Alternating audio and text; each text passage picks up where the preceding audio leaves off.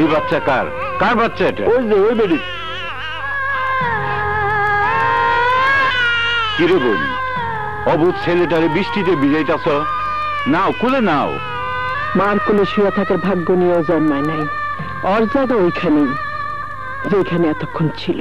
তার মানে পুরাটারে মাইরে ভালাইতে চাও? আরে এই যে কেমন পাগলামি কাণ্ড! এইটুকু মাসুম বাচ্চারে মা হয়ে তুমি বৃষ্টিতে ভিজাইতাছ, অনাদরে অবহেলায় ফালাই রাখছো। ওরে এই শাস্তি যদি দিবা, তাইলে জন্মানোর পরে লবণ খাওয়ে মাইরে ভালাও নাই কেন? ভাই, ও আমার বড় আদরের ধন, আমার কলিজা। ওরে নিয়ে আমার অনেক বড় স্বপ্ন, যুদ্ধ করার স্বপ্ন। যুদ্ধ? পুলারারে যেভাবে বৃষ্টিতে ভিজাইতাছ, আমার মনে হয় পুলারা নিউমোনিয়া ধরে মরে যাবো গা। না না, মরবো না, মরতে পারে না। আল্লাহ যদি সত্য হয়ে থাকে, রাসূল যদি সত্য হয়ে থাকে, আল্লাহর কোরআন যদি সত্য হয়ে থাকে, আর আমার উদ্দেশ্য যদি সৎ হয়ে থাকে, তাহলে আমার সন্তান মরবো না, মরতে পারে না। ভাই, পরে আমি অনেক বড় দেখতে চাই, হাজার হাজার লোকের ভিতরে পরে আমি সবচেয়ে শক্তিশালী দেখতে চাই। আমি চাই আমার সন্তান এই শহরের সবচেয়ে বড় সন্ত্রাসী হোক। সন্ত্রাসী? অবাক হয়ে গেল? পৃথিবীর সবাই অবাক হয়ে আমার হয়তো ঘৃণা করব, ধিক্কার দেব। আমিও জানি কোন মাতা সন্তানকে সন্ত্রাসী বানাইতে চায় না, কিন্তু আমি চাই, আমি চাই আমার এই ছেলে বড় হইয়া এই শহরের সব সন্ত্রাসী করে নিশ্চিহ্ন কইরা একাই 100 হইয়া মাথা উঁচু কইরা সত্য আর ন্যায়ের প্রতিষ্ঠিত করব। তোমার মনে কিসের আগুন জ্বলতাছে? কে আগুন জ্বালাইছে? কও বোন, কও। তোমার পুরার কসম, সবকিছু আমারে কও। আমার স্বামী ছিলেন জজ আলতাফ চৌধুরী, ন্যায় বিচার করাইছিল তার আদর্শ ধর্ম।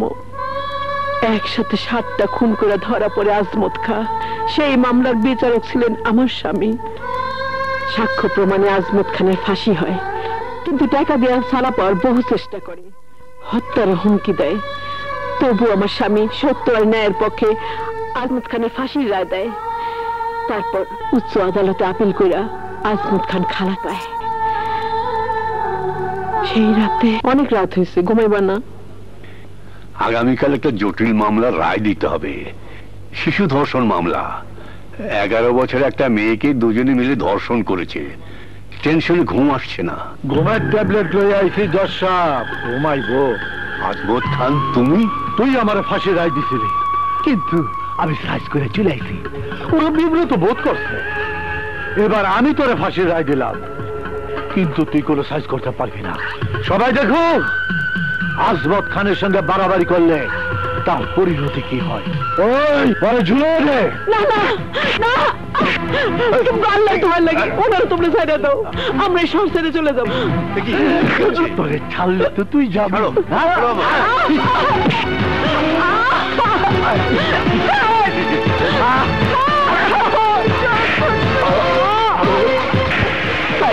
ভাই বাঁচাও ভাই,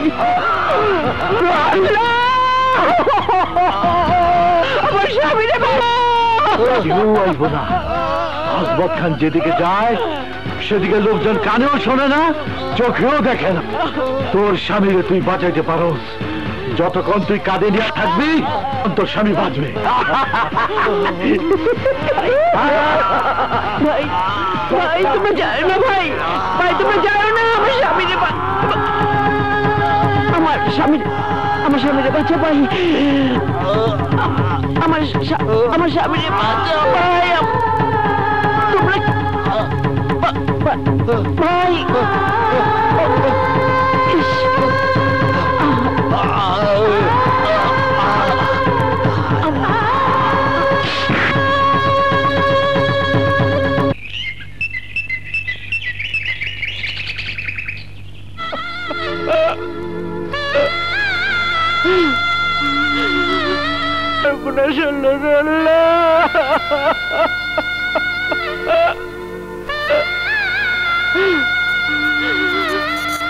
তোমরা কেন এসো লাশ দাফন করতে?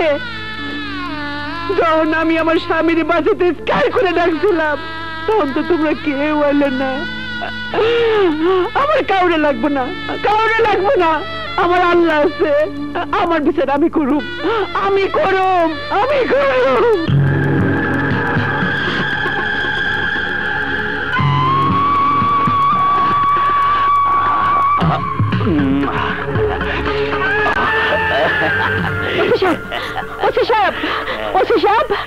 আমার স্বামী আলতাফ চৌধুরীরে গতকাল রাতে খুন করেছে।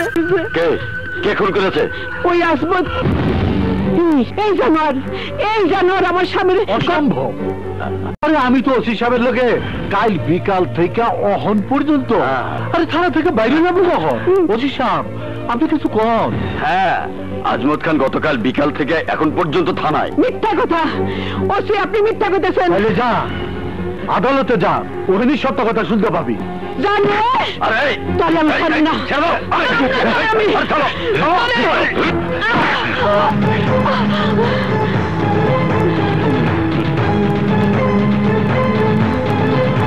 আসমত, তারেও আমি বাঁচতে দেব না।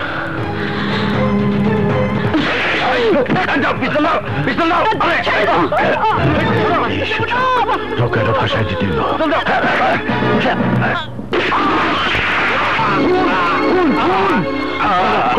দাঁড়ানো সবে মারা বলেছে এই মহিলা।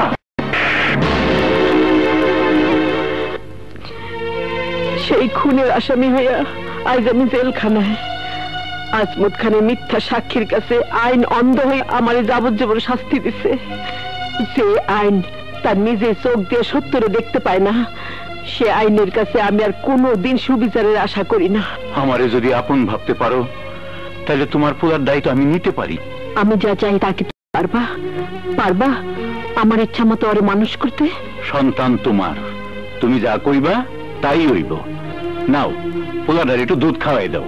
দুধ না ভাই, জন্মের পর আমি এক ফোঁটা দুধ ওরে খাওয়াই নাই। মায়ের বুকে দুধ খাইয়া সন্তানেরা বড় হইয়া মায়ের ঋণ শোধ করে, কিন্তু আমি তো চাই না। আমি চাই আমার সন্তান মাটির ঋণ শোধ করবে। যে মাটিতে ভর করে ও বড় হবে সেই মাটির ঋণ ও শোধ করবে। এই মাটির ভালোবাসাও বড় হবে, অনেক বড়, অনেক বড়। তাই হইব বোন।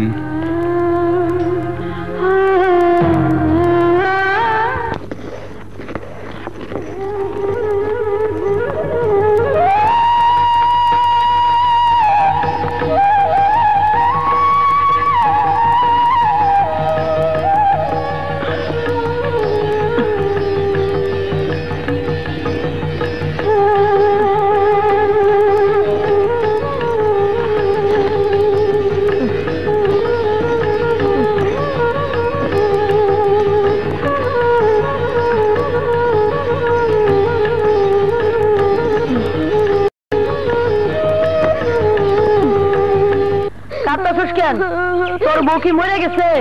এই বেটা, আমার কথার জবাব না দিয়ে কাঁদতেছস? কিশোর পাগলা কুত্তে কামড়েছে? পেটে কামড়াইতেছে, আব্বা খাবার নিয়ে আসে নাই, বড্ড খিদা লাগছে বিপ্লব ভাই। বেটা হাদারাম, খিদার কান্দনে এত, তাহলে বউ মনে কাঁদবি কত? চল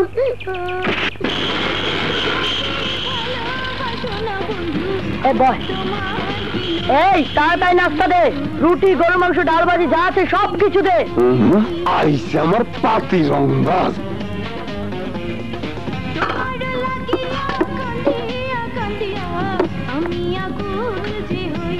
কি রে বেটা, নাস্তা এই আর কিছু নাই? আছে, আমার মাথাটা রান্না করে দেই। না, তোমার মাথা ছাগলের মাথার চেয়েও শক্ত হইব, কামড়ায় খাইতে পারব না। এরা তেল খা।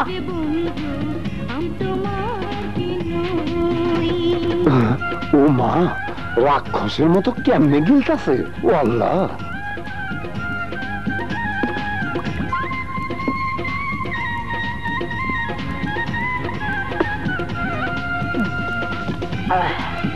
দই নাই? না নাই। কাল সকালে রুটি খামো না, খিচুড়ি খামো, ভালো করে রান্না করে রাখো। আসি। আজ তোর বিল দিলে তো কাল খাবি। কি বিল চাইতেছো? কয় টাকা খাইছি? 200 টাকার উপরে তো হইব না। সরকারি জায়গায় হোটেল দিছো, ভাড়া লাগে না? প্রতি মাসে ভাড়া থেকে বিল নিয়ে নিও। মনে হয় তুই নিজেই সরকারের বাপ। বিল না দিলে কাল খাইতে আইবি না? আইবি না কেন? তুই তো একটা বেজম্মা। বেজম্মা গো লজ্জা থাকে না? কি করি? আমি বেজন্মা? খাওয়া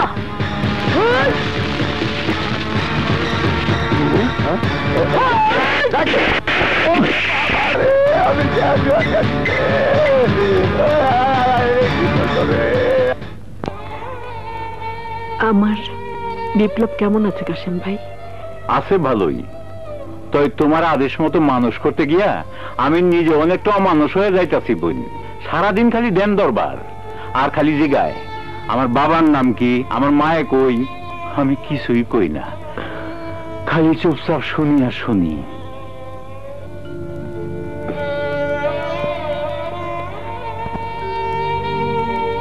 বিপ্লব তোমারে মারছে? শুধু মারেই নাই, পড়াও দিছে। দেখো কি অবস্থা। ঠিক আছে, আজ আসুক সে। কাসেম ভাই, আমি যে তোমার নালিশ দিছি এইটা আবার তারে করো না। আসি, আসসালামু আলাইকুম। ওয়ালাইকুম আসসালাম। এরপর কাসেম বিচার না করলে আমার বিচার আমিই করুম। ওরে বাবা রে, গেছি রে গেছি। আজ কয়টা কাম করছস? এক পোলা আমার বকা দিছিল, ওর হাত আমি ভাইঙ্গা দিছি। আর ওই কদমালি দোকানদার চাইলের সাথে পাথর মিশিয়ে বিক্রি করতেছিল, তা দীক্ষা হ্যারেই পাথর খাওয়া দিছি। আর করিম রে মারছস? তোমার কাছে নালিশ দিছে, তাই গুলতি মাইরা কপালও ফাটাই দিছি। কামটা ভালো করস নাই। মুরব্বীদের গায়ে হাত তুললে বেজার হয়। হ্যাঁ, আমারে বেজন্মা কইলো কেন? আমি কি বেজন্মা? চুপ করে আছো কেন? তোমার ভাব দেখে মনে হয় আসলেই আমি বুঝি বেজন্মা। বিপ্লব! মারছো, আরো মারো, তবু আজ তোমার কই তুলব। কে আমি, কি আমার পরিচয়? এই যে রাসেল, ওর বাপ তুমি। তাহলে আমার বাপ কই, আমার মা কই? বুঝছি, করিম চাচা যা কইছে তাই ঠিক। না, ঠিক না। তোর পরিচয় আছে। তোর পরিচয় জেলখানার ভিতরে। জেলখানার ভিতরে? কে কে ওইখানে? কও চাচা, কও। তোর মা। মা? মা? আমার মা? মা!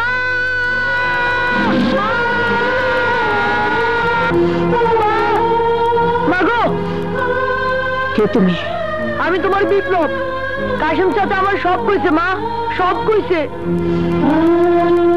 মা, মাগো, তুমি মুখ ফিরে আসো কেন মা? আমার দিকে একটু ফিরে চাও মা, ফিরে চাও। তোমার মুখটা দেখার লাগা আমি দাঁড়ায় আছি মা। একটু ফিরে চাও মা, একটু ফিরে চাও। দেখা আমার কলিজাটা ঠান্ডা করুন মা, ঠান্ডা করুন। মা, মারে একটু ফিরে তাকা মা, তাকা। এই, সময় শেষ, যা। মা! যতদিন এভাবে ধাক্কা খেয়ে মাটিতে পড়ে যাবি, নিজের পায়ে দাঁড়াতে পারবি না, ততদিন আমার মুখ দেখতে পারবি না। যতদিন এভাবে ধাক্কা খেয়ে মাটিতে পড়ে যাবি, নিজের পায়ে দাঁড়াতে পারবি না, ততদিন আমার মুখ দেখতে পারবি না। খাড়া কে দাও, যা।